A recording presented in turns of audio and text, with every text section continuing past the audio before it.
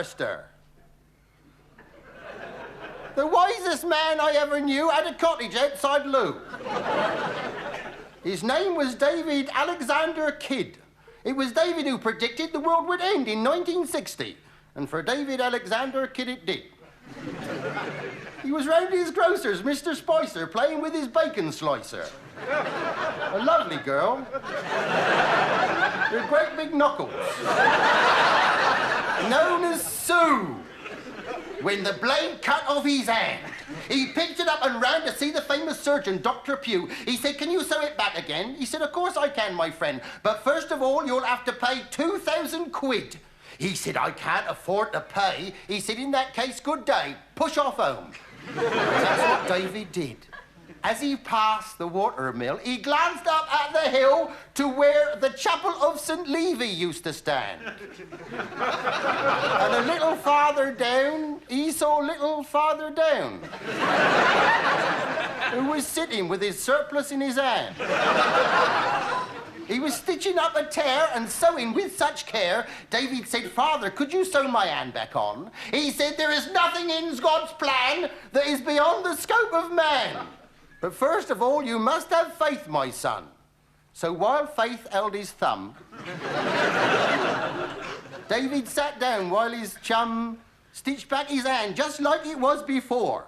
"It's a miracle," Dave cried. The priest just smiled with humble pride. Humble pride? As he saw him disappear across the moor. When Dave got back to his street, who should he chance to meet but the wicked profiteering Dr. Pugh? Dave said, "Look what faith has done for me. Ah, and done it all for free. So, Dr. Pugh, you know what you can do."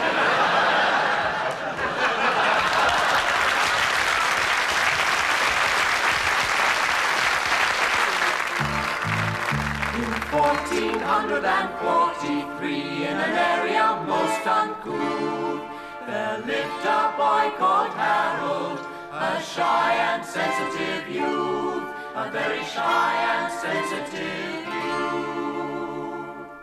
Oh, I know a gal and her name is Hillary. Took her for a walk down by the distillery, put her in the club and they put me in the pillory. Poor old Harry Slackbit. Gidgy then. Here, cook that over there. That's a lovely bit of muffin, eh? Oh, all that meat and no potatoes, eh? Oh, goody, I say, can Meg come out to play? No, 3 farthings. 3 farthings? Well, we've only had 12 pints. Blimey, I thought your Squire Reef was going to start pegging prices. You leave Squire Reef alone. He's promised to take me for a sail in his boat tonight. You want to watch him, girl? You get halfway across Broadstairs Bay and he'll run out of wind. No, that's something he'll never do. You're just jealous. Because you don't know no nobles. Don't know no nobles? My sister got Earl coming round this evening. I bet he's not a builter, Dill. He will be if my old man catches him. Here, Harry. Yeah? Is he entitled to bare arms? Oh, yeah, bare arms, bare legs, bare anything he likes. Right, I can't stand here all day long. I shall repair to my chamber. Why, has the handle come off, has it? What's up with him? Yeah, don't take notice of him. He got no sense of humour. They hanged his father this morning. Here, Harry. Yeah? You coming out of jousting tournament tonight? Now, them jousting tournaments are all fixed tonight. Now, look here, Lord Walton. I don't care what Lord Walton of Kent says. I'm telling you, them tournaments are all fixed. Look, the other night I went up Kenilworth. I seen the Kenilworth Crusher versus the Black Knight, didn't I? Yeah. Now, there's 2 falls each. Yeah. Then the Knight sticks his pike up Crusher's queer ass, doesn't he? Then the Crusher kicks him in the codpiece and wins by a submission in the 5th. I tell you, I seen the same jousting tournament 3 weeks ago down Windsor. They're all fixed, mate. Well. Here, cop them 2 over there, eh? Oh, lovely grub. Here. What? I don't think much of mine. Now, there you go. You see, you're jumping to conclusions again, aren't you? That's the only exercise you ever get. Look, you're assuming that the attractive one of them 2 will go for the attractive one of us 2. No, I think she'll go for you, mate. I could have got a human being for the same price, couldn't I? Oh, darling, Hello, love. How you going on? All right, eh? Yeah, how'd you like to be May Queen this year? I can fix it for you. I know Lord Morley and the judges. You must be out of your medieval mind. I'd like to be May Queen. It must be a face. It's got ears on it.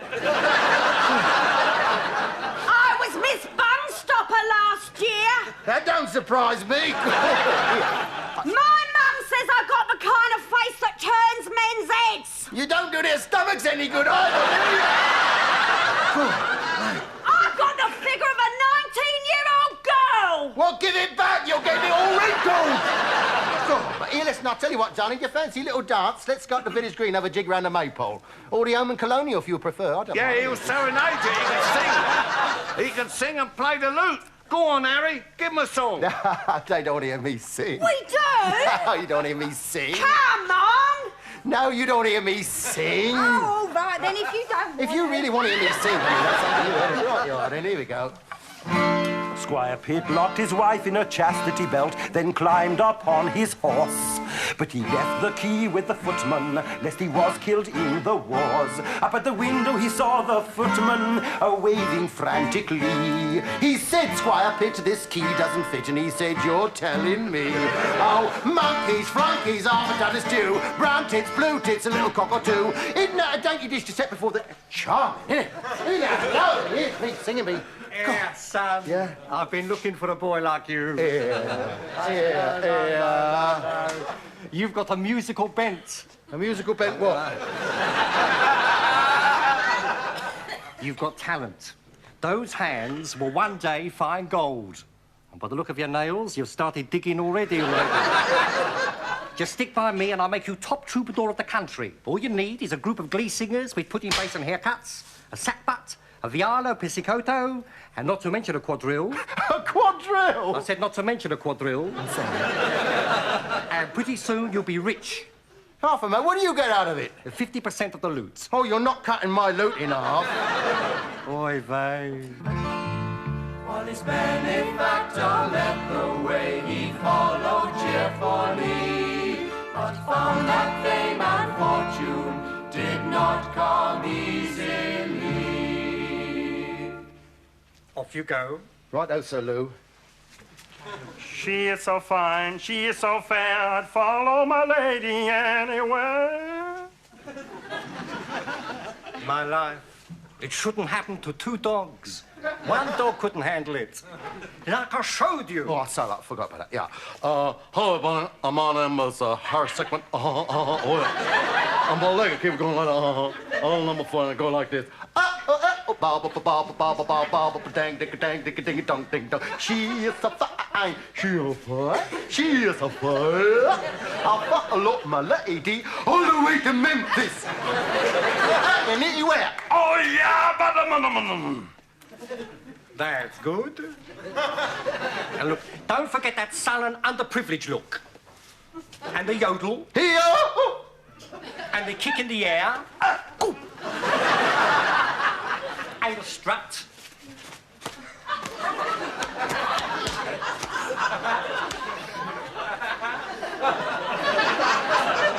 Now, not too manly, though. Sorry. And whatever you do, don't comb your hair. And pretty soon you'll be ready for the big time. So Harold and his minstrel group, they travelled far and wide. They sang in bars and coffee shops around the countryside. And then at last that moment, they knew when they would come. When they topped the bill that Sunday night at the London Parade Yard.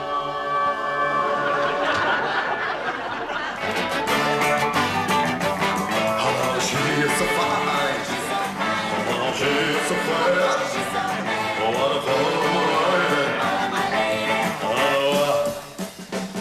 Oh, I long to hold her hand. Oh, long to hold her tight. And I long to stroke her hair. And I long to kiss the dimple. Underneath the windmill, She is so fine.